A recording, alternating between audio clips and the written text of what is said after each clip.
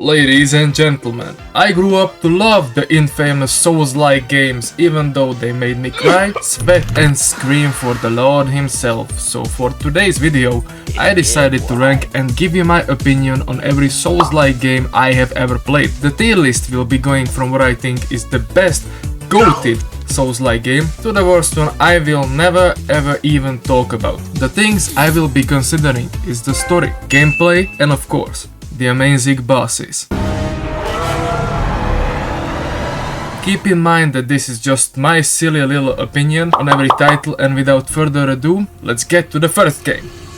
I think the most reasonable thing to do would be starting with the first Souls-like game I have ever played. Like I mentioned in this video, Lords of the Fallen was the first Souls-like of my life. Looking back at the game now, I do still think it is very enjoyable, but in comparison with the rest of the games on this list, it's lacking difficulty, which the Souls genre is so famous for. Lore-wise, the game didn't really stand out in my opinion. The story wants to be something greater, but never quite attains it. It spices its cutscenes with choices, but significance feels minimal, aside from alternations to the final scene after the last boss falls over. The gameplay was alright back when I played it, and I remember that the slower type of combat movement there was in the game was perfect for me at the beginning. It achieves its goal of creating a more accessible Dark Souls style experience, but unfortunately it goes a step or two too far. For my last and probably the most crucial category, we have the boss fights, and unfortunately this game has zero memorable bosses in my opinion. Considering all of the factors, I came to a conclusion that this game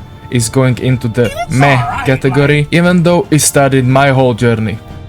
Next up on the list, after a couple of years, I made a big ass step with my next game. After Lords of the Fallen, I was not really excited or whatever to see another Souls-like title, and simply, I was not a fan yet.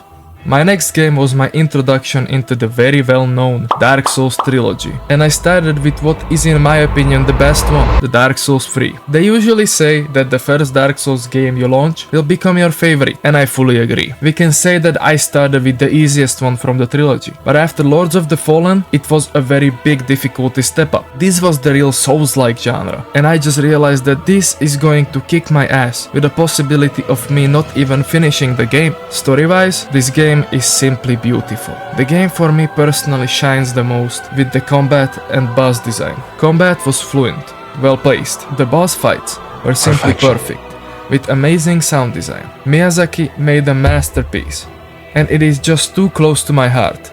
So for me, this belongs into the goated category.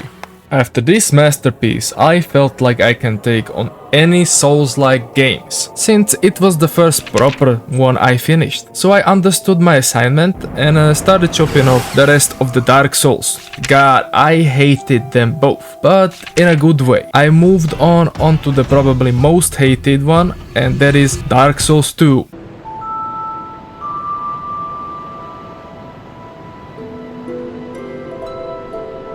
Now, to be fully honest with you, did I enjoy the game? No. Is the game bad? No.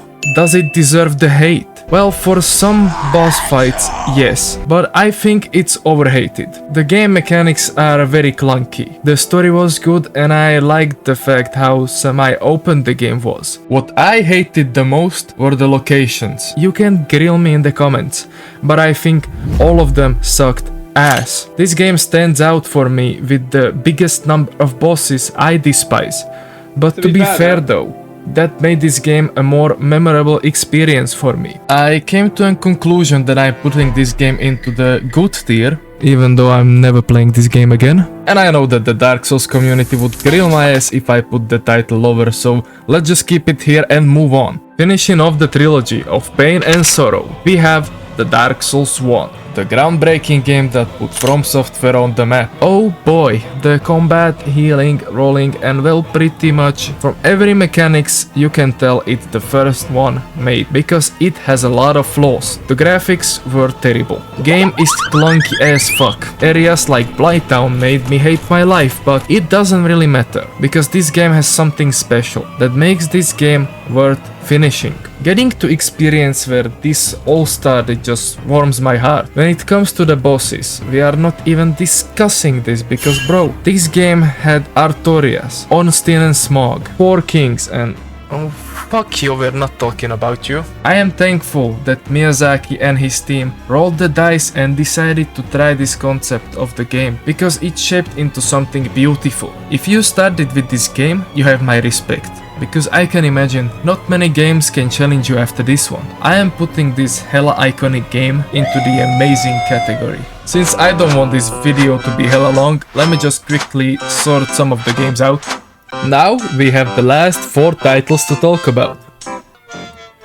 If you have anything against this move, there is something wrong with you. Because this game is such a fucking disaster of a clusterfuck.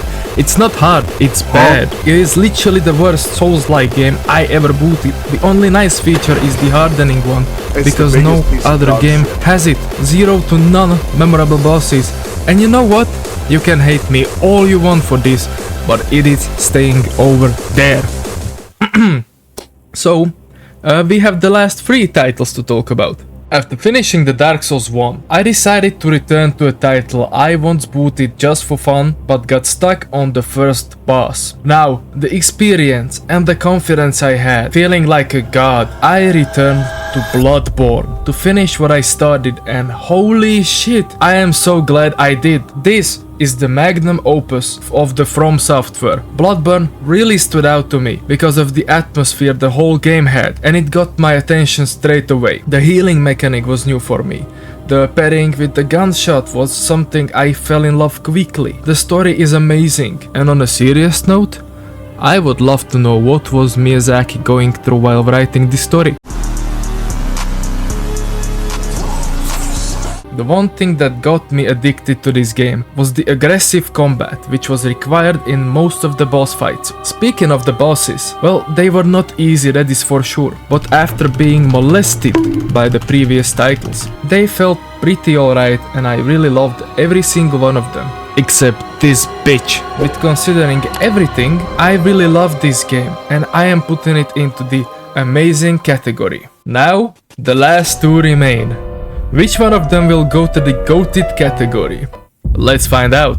Starting off with the game a lot of people would consider the greatest Souls-like, we have Elden Ring. I enjoyed the fuck out of this game. I was definitely a salty, toxic hater when I saw that it defeated God of War Ragnarok at the Game Awards, and my opinion is still the same, but Elden Ring is spectacular. It was like Dark Souls, reincarnated with some new features. I felt lost in the open world, but all in all, it was something new, a breath of fresh air, a huge variety of bosses. The gameplay was definitely the most enjoyable out of every single title on this list. The main bosses are so fucking good, and it was an honor to beat Melania on my 7th try after seeing how many people were stuck on her. I gave this game a 10 out of 10 rating. But I am not putting it into the GOATed category. This is for me the best game in the amazing category, with the GOATed tier of bosses in the game. And a couple of months ago I did put the best Souls-like game title on this one until I met my number 1 Souls-like game. Last, but definitely not least, title which came out last year and became my favorite Souls-like very quickly. Lies of P is the first Souls-like title from Round 8 Studio, and I really want them to make another game. The only Souls-like game I know that is as good or even better than From Software games. What made this game stand out the most was the recreation of the well-known child cartoon Pinocchio, with its own little twist on it. The mechanics were very good, and the whole gameplay was very smooth. Repairing your weapon mid-fight was a feature I enjoyed the most. For better or worse, much of Lies of P's combat draws clear inspiration from Bloodborne, specifically with its aggressive combat. The bosses were very well made, even though I was a little bit disappointed with the Simon Menace Awakened God fight, but the real boss fight, the Nameless Puppet, is my favorite boss fight of all time. This was the best experience I had in a Souls-like game, and I encourage you to try this game if you haven't yet. With that being said, this is the final state of my tier list. Let me know in the comments how your list would look like, and see you in the next video. Bye bye.